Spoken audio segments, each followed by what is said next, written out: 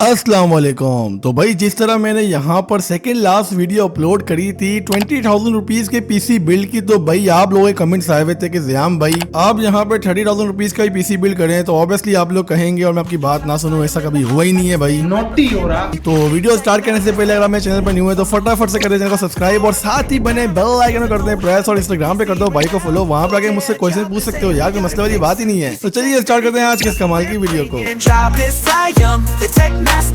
Fixing PCs, one video at a time. From Lahore to Islamabad, we're taking over. Jobless I am.